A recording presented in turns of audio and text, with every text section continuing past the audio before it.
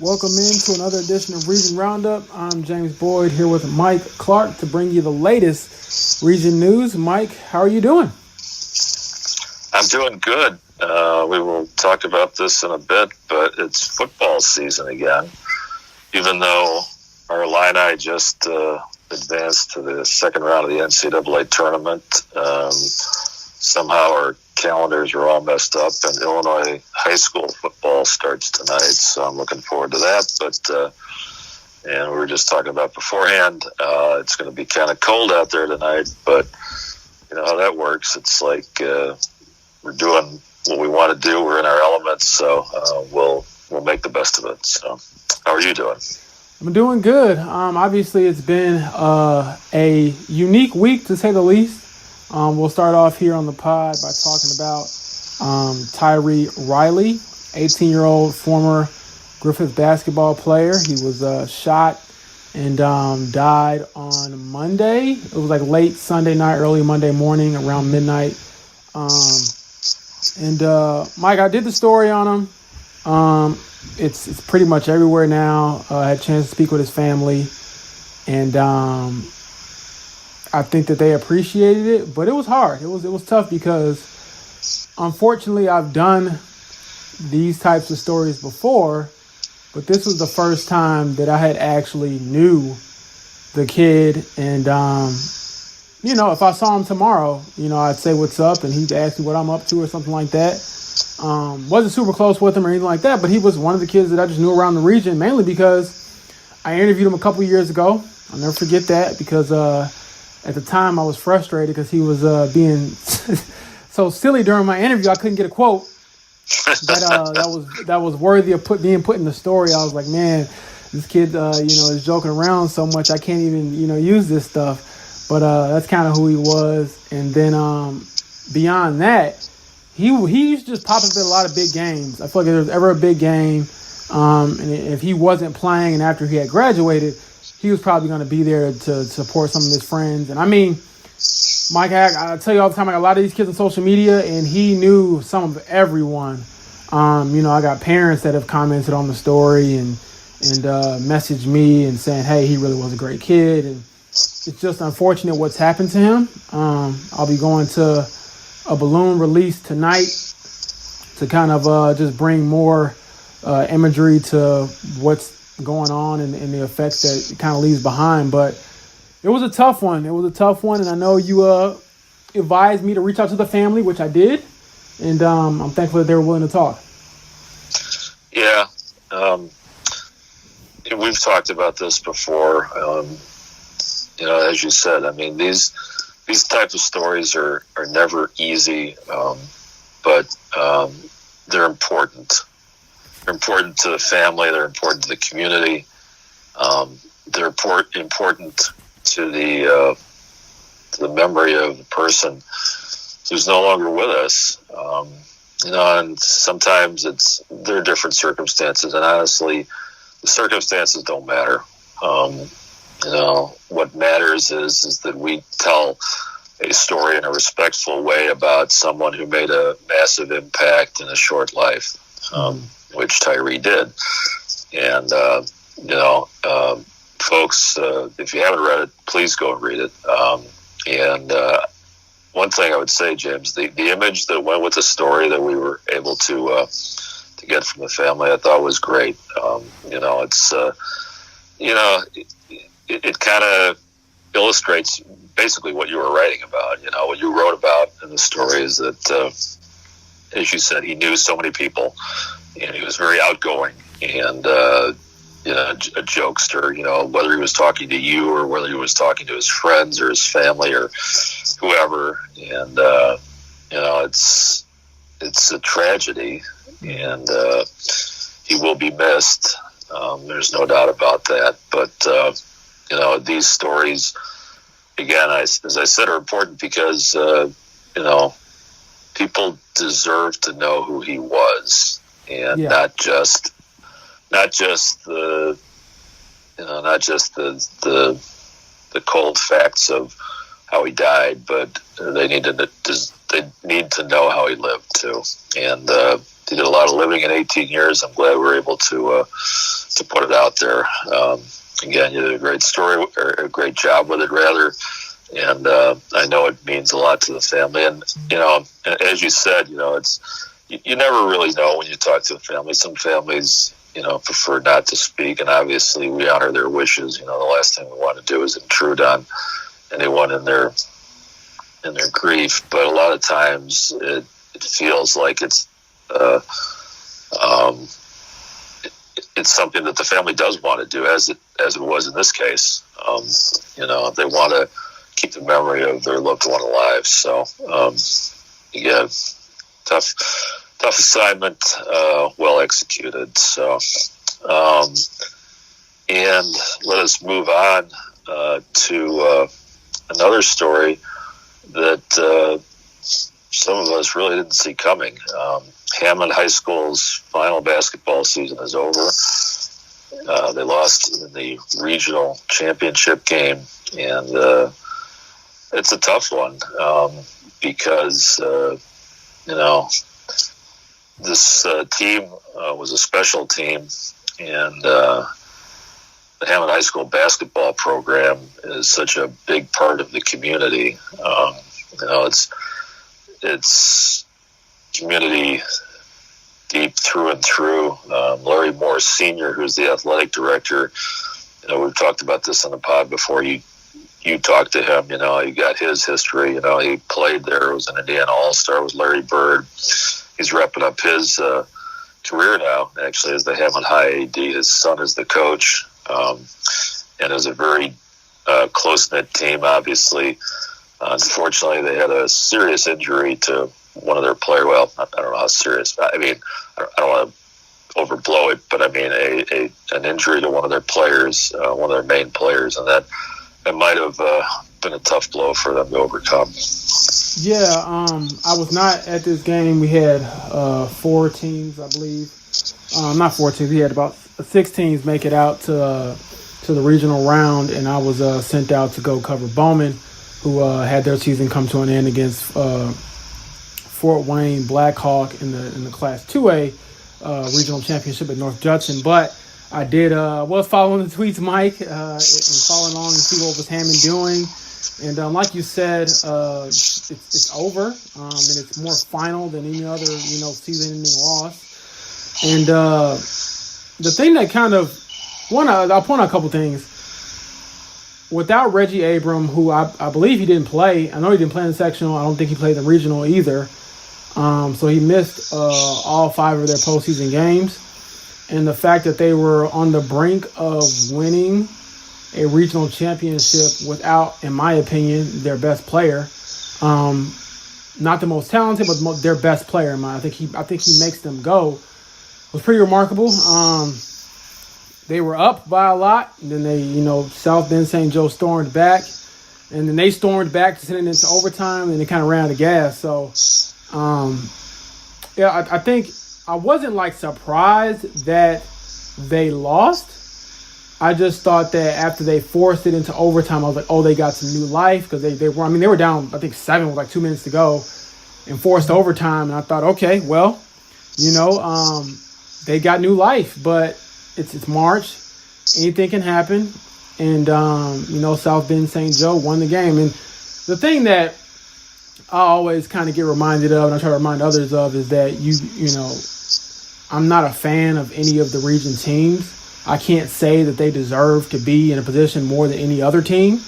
You just go and cover the game, and whatever happens, happens. Now, granted, to be completely honest, it obviously helps to, when you interview a team that wins, the interviews usually come a little easier and things like that. But, overall, I don't want people to lose sight of the fact that Hammond had a remarkable season. They were number 1 in the state for the first time since, I believe, 1974, which was Larry Moore's senior year, and which you already talked about. He was the Indiana All-Star and things like that. They won 18 straight games. Only had 2 losses. Lost the season opener and then lost in the regional championship. So by a combined 9 points. So, give or take 10, 11, 12 points, that's they're probably undefeated. So I could go on about them, but it was a great year. And I think the one thing that makes me a little, not bitter, but just kind of a sense of incompleteness is like wondering what would have happened had they been at full strength and had Reggie been able to be at full strength. Because, you know, I saw him play in the in the regular season finale against Valpo. He was phenomenal in the first half, went down with an injury in the second half, and I didn't realize at that time that he wouldn't play again in his high school career. So he was their starting point guard for the last 4 years, and again, to me, he made them go. So it's just one of those things. You wonder, like, hey, you know, if last season doesn't get canceled, does Hammond win last year? You know, if Reggie doesn't get hurt this year, do they win this year? But that's kind of what sports and at least life in COVID, at least last year, that's kind of what it's been. It's kind of been the what ifs, and, you know, it gets to this time of the year, you don't get any do-overs. So, you know, South Bend St. Joe advances, and Hammonds, it's over. So we'll see what transpires going forward at Hammond Central. But, you know, I'm excited for the future there, and I'm definitely going to do my part to kind of highlight not only Hammond but the other schools that are closing down, Clark and Gavitt as well. So it was, like you said, it was unexpected, and it definitely was,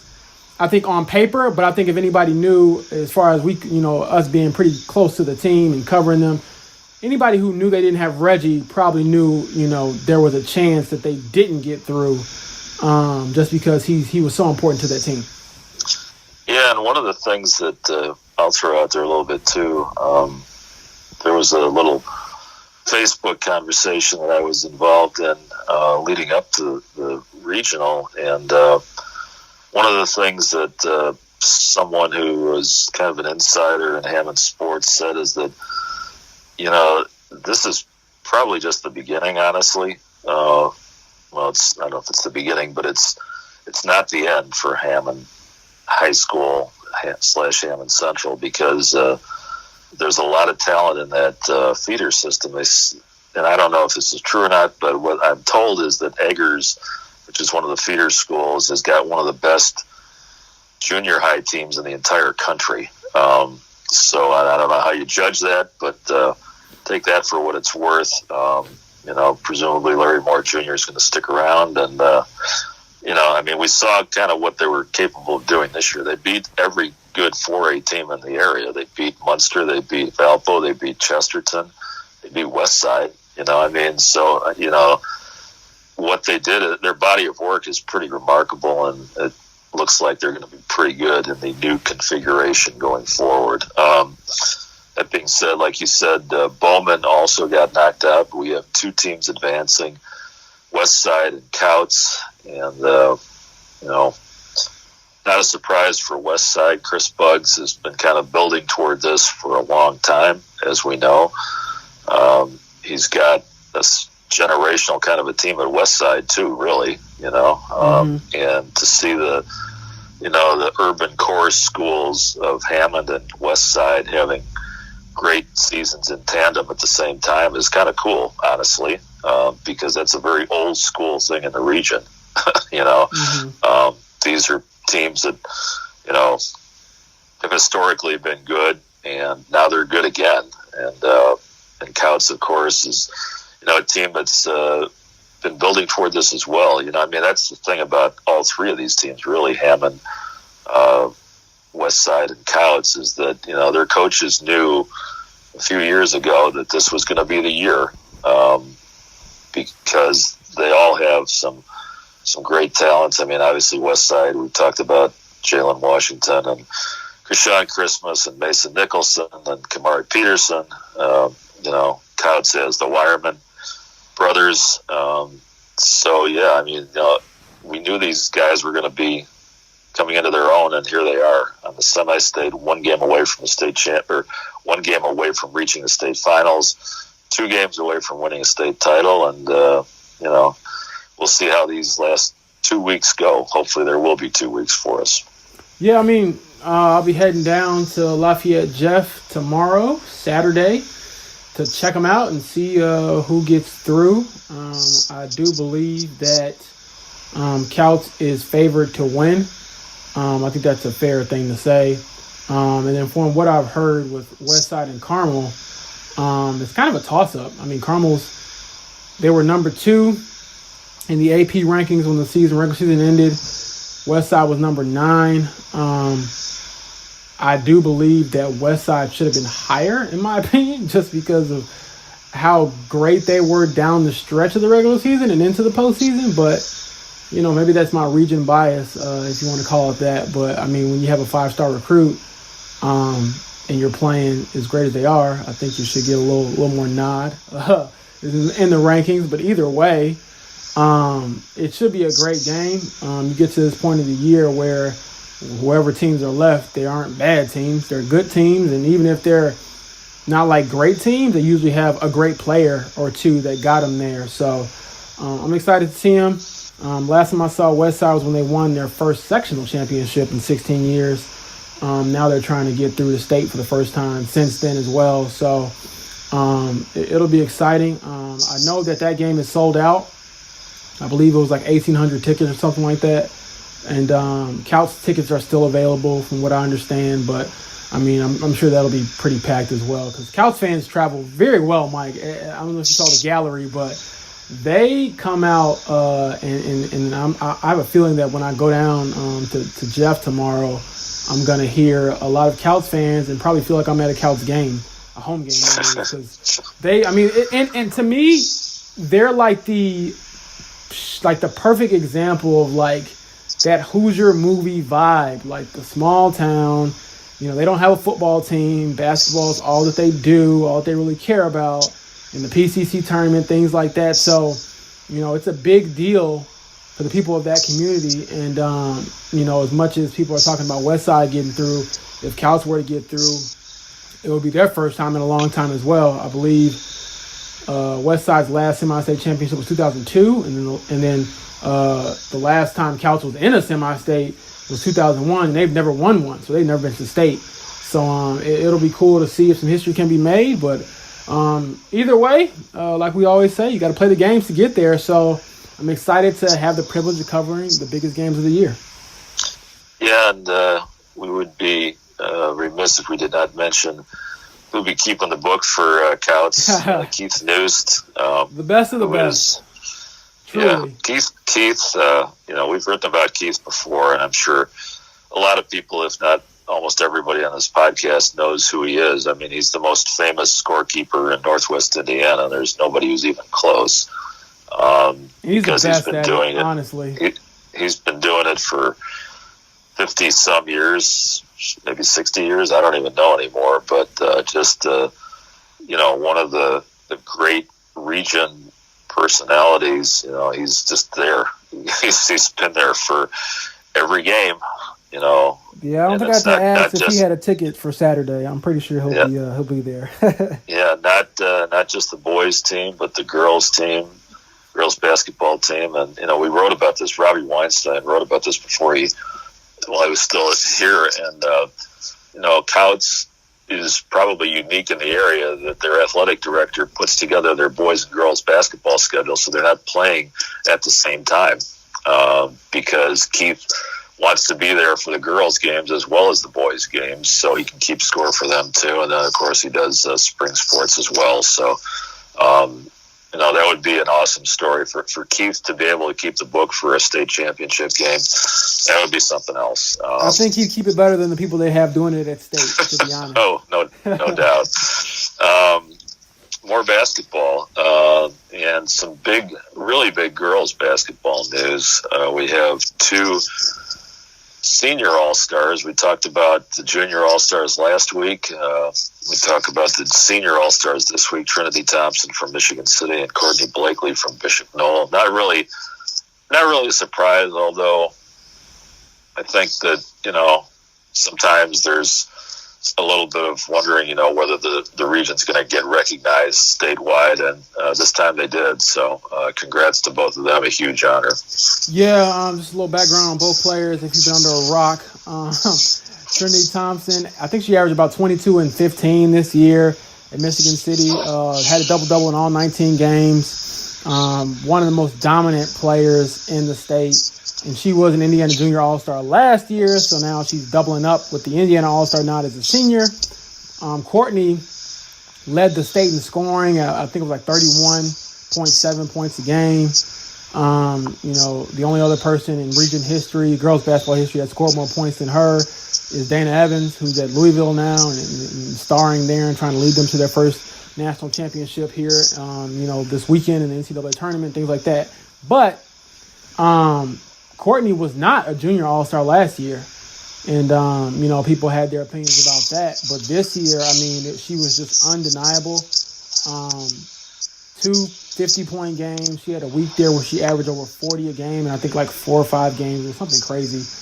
I think I wrote about it. It was like over 130 points or something in 4 games in a week. And she was just unstoppable, unguardable.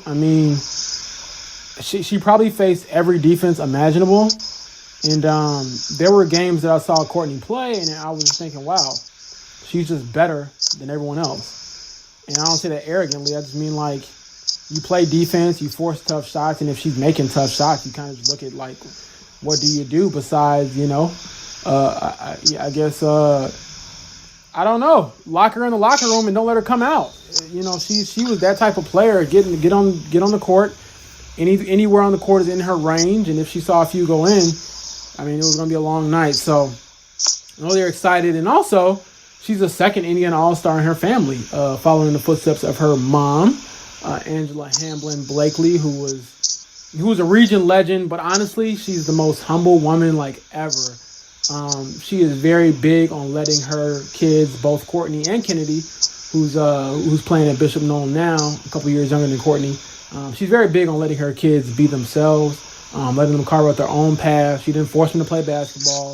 They love it themselves, and she's kind of, she's not the type to be like, oh, I did this, and then my daughter did this. She's like, no, I'm my daughter's biggest cheerleader now. So it's really cool to see.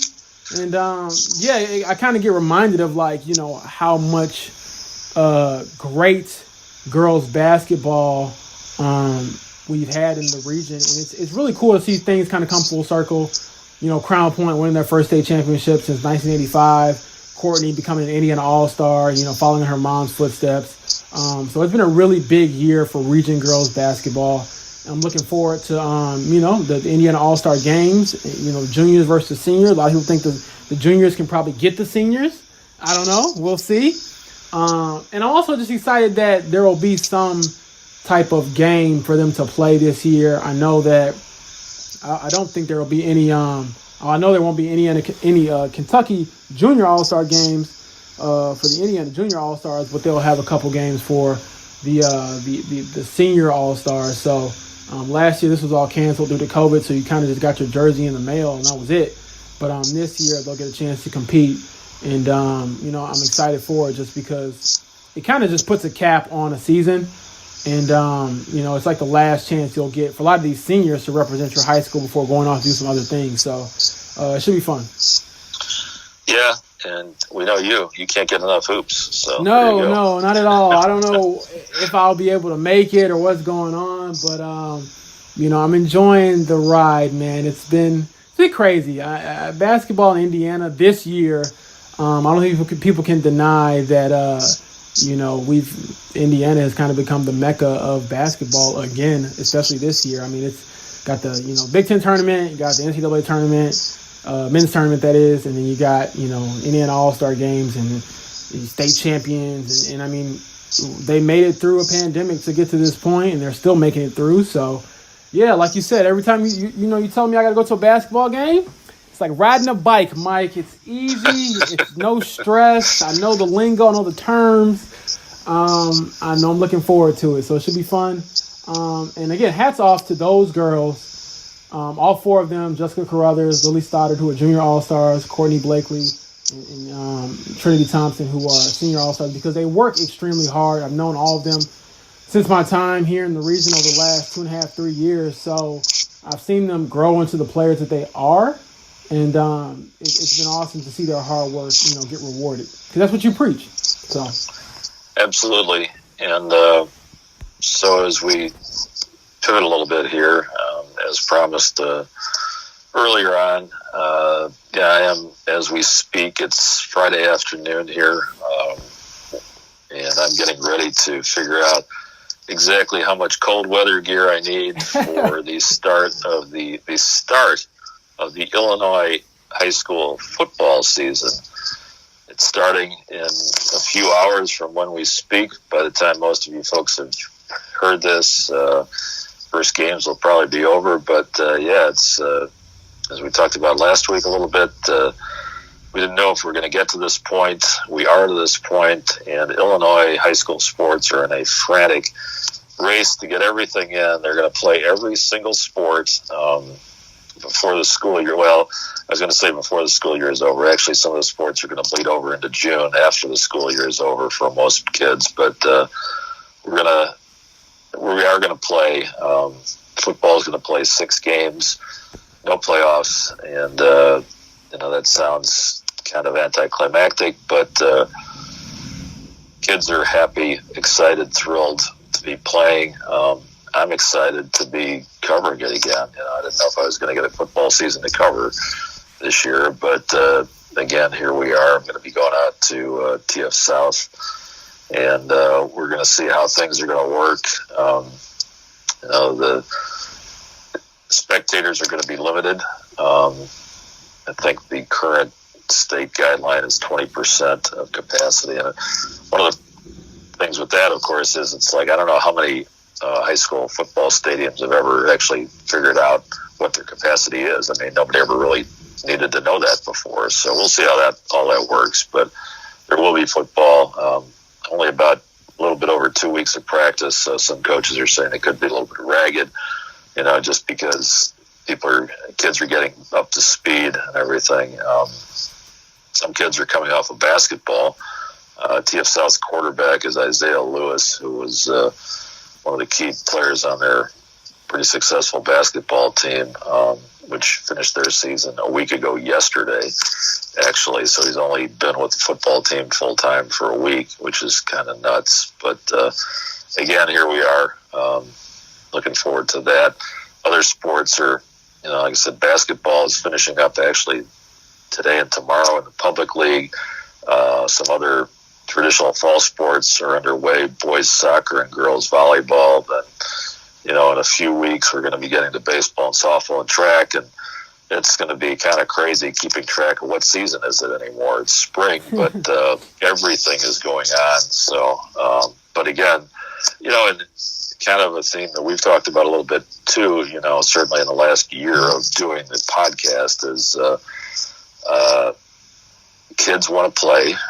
And now that the pandemic is not over, folks, keep masked up. Please get vaccinated when you can.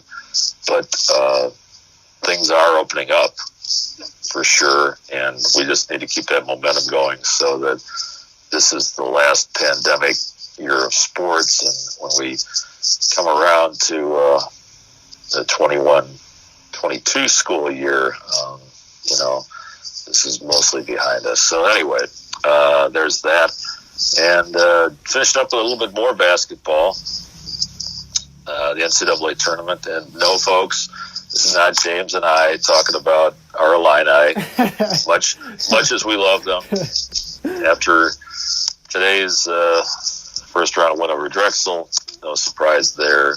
Possibly looking forward to a second round game against Loyola, which would be a fun thing for the state of Illinois. Obviously, no, it's we're talking about Drake, which is the region's adopted team. Basically, so many local kids. A couple of them are hurt actually right now. Roman Penn and Shinquan Hemphill, I guess, are out. But Hemphill just came back for the NCAA tournament game, but he hardly played. But yeah, he did make his comeback. But yeah, Penn's done for the rest of the year. Yeah, but we do have some other locals there. And, an exciting win over Wichita State in the first 4 games. So congrats to the Bulldogs on getting into the field of 64 from the field of 68. And some people were like, well, should they have been there in the first place? And I'm talking about that from the standpoint of, were they better than that they should have had to play in the first 4 game. But, I think they'll take it right now. Yeah, they won 53-52. A true March Madness fashion, the last shot by Wichita State, glanced off the rim and you survive in advance. And the one player I'll point out, which in our game story. We got Paul Oren covering the tournament for us. He pointed out that DJ Wilkins, Maryville grad, he played some of the best defense of his life. He held Wichita State's leading scorer Tyson Etienne to, I believe, 1 point, and he went 0 for 6 shooting from the floor, and he came into the game averaging 17 points a game. Cole, American Athletic Conference Player of the Year. So to hold another team's scoring leader to 1 point and not even allow him a field goal, the first game all season he didn't have a field goal. Hats off to DJ Wilkins, because he's kind of known as being like a guy who can score and give them some offense. But, I mean, he proved that he probably should have been on the MVC, all defensive team or in the selections or something. Because, I mean, that type of performance that's what every coach would probably dream of when they say, hey, we need you to shut down this player. You're hoping that they slow him down. But, I mean, he shut another player down. And then, again, going back to the final score, 53-52. You held the best player to 1 point. That's a big thing, as far as trying to get your team over the hump when you're shorthanded. Like I said, Roman Penn is out. Hemphill came back, but he only played like 10 minutes. He's dealing with some foot injuries, and he's working his way back, and got to see how he feels for game number 2. But, they advanced. They're going to play, I believe, USC on Saturday. So we'll see if they can get into the round of 32. But it was their first NCAA win in 50 years, and something that was probably well-deserved depending on, how you look at their season. They started off, I believe, winning 18 straight games. Then they kind of had a couple injuries, and it kind of could have been derailed, but they rallied and gutted out a win in March when it matters most. So that was awesome to see. I know a lot of people in the region who were excited about it, and like you said, it's the region's adopted team, and I just refer to them as Region U. So, I never thought I'd be watching a Drake basketball game. But, yeah, I'll be tuning in again to make sure I know what's going on. Okay, and I think that wraps it up for us for this week. Again,